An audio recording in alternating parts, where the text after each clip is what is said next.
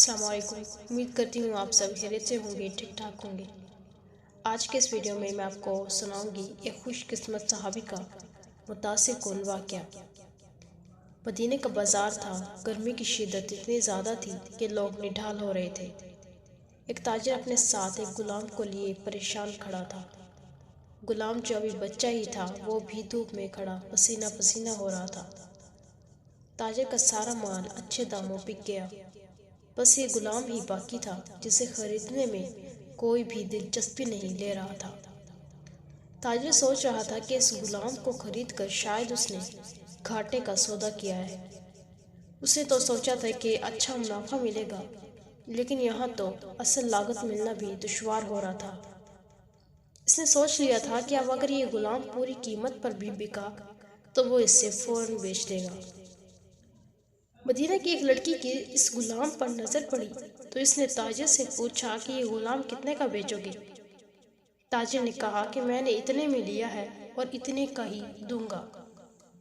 اس لڑکی نے بچے پر ترس کھاتے ہوئے اسے خرید لیا۔ تاجر نے بھی خدا کا شکر ادا کیا اور واپسی کی راہ لی۔ مکہ سے ابو حذیفہ مدینہ آئے تو انہیں بھی اس لڑکی کا قصہ معلوم ہوا۔ لڑکی کی رحم دلی سے متاثر ہو کر انہوں نے اس کے لیے نکاح کا پیغام بھیجا، جو قبول کر لیا گیا۔ یوں واپسی پر وہ لڑکی، جس کا نام ثبیتہ بنت یار تھا، ان کی بیوی بن کر ان کے ہمراہ تھی، اور وہ غلام بھی مالکن کے ساتھ مکہ پہنچ گیا۔ ابو حذیفہ مکہ آ کر اپنے پرانے دوست عثمان ابن عفان سے ملے تو انہیں کچھ بدلا ہوا پایا اور ان کے رویے میں سرد مہری محسوس کی۔ انہوں نے اپنے دوست سے استفسار کیا کہ عثمان، یہ سرد مہری کیوں؟ تو عثمان بن عفان نے جواب دیا کہ میں نے اسلام قبول کر لیا ہے اور تم ابھی تک مسلمان نہیں ہوئے، تو اب ہماری دوستی کیسے چل سکتی ہے؟ ابو حذیفہ نے کہا، تو پھر مجھے بھی محمد صلی اللہ علیہ وآلہ وسلم کے پاس لے چلو اور اسے اسلام میں داخل کر دو جسے تم قبول کر چکے ہو۔ چنانچہ حضرت عثمان رضی اللہ عنہ نے انہیں بھی نبی کریم صلی اللہ علیہ وآلہ وسلم کی خدمت میں پیش کیا اور وہ کلمہ پڑھ کر دائرہ اسلام میں داخل ہو گئی۔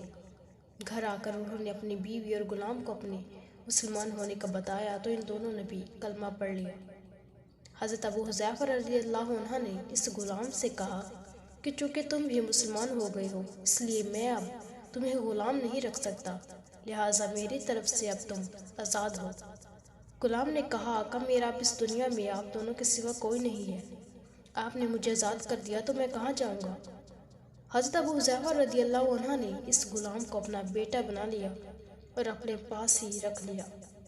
غلام نے قرآن پاک سیکھنا شروع کر دیا اور کچھ ہی دنوں میں بہت سا قرآن یاد کر لیا، اور وہ جب بھی قرآن پاک پڑھتے تو بہت خوبصورت لہجے میں پڑھتے۔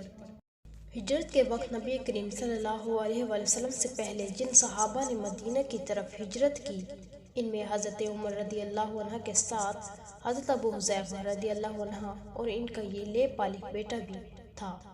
مدینہ پہنچ کر جب نماز کے لیے امام مقرر کرنے کا وقت آیا تو اس غلام کی خوبصورت تلاوت اور سب سے زیادہ قرآن حفظ ہونے کی وجہ سے انہیں امام چن لیا گیا، اور ان کی امامت میں حضرت عمر رضی اللہ عنہ جیسے جلیل القدر صحابی نے بھی نماز ادا کی۔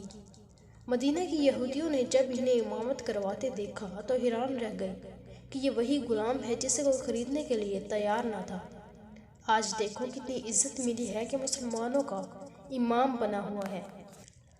اللہ پاک نے انہیں خوشگلو اس قدر بنایا تھا کہ جب آیت قرآنی تلاوت فرماتے تو لوگوں پر ایک محبت طاری ہو جاتی اور وہ راہگیر ٹھٹک کر سننے لگتے۔ ایک دفعہ ام المومنین حضرت عائشہ رضی اللہ عنہ کو رسول پاک صلی اللہ علیہ وآلہ وسلم کے پاس حاضر ہونے میں دیر ہوئی۔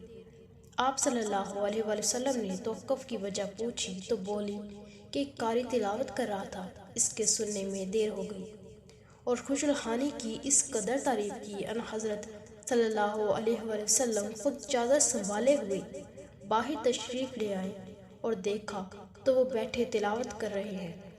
آپ صلی اللہ علیہ وآلہ وسلم نے خوش ہو کر فرمایا، اللہ پاک کا شکر ہے کہ اس نے تمہارے جیسے شخص کو میری امت میں بنایا۔ کیا آپ جانتے ہیں کہ یہ خوش قسمت صحابی کون تھے؟ ان کا نام حضرت سالم رضی اللہ عنہ تھا۔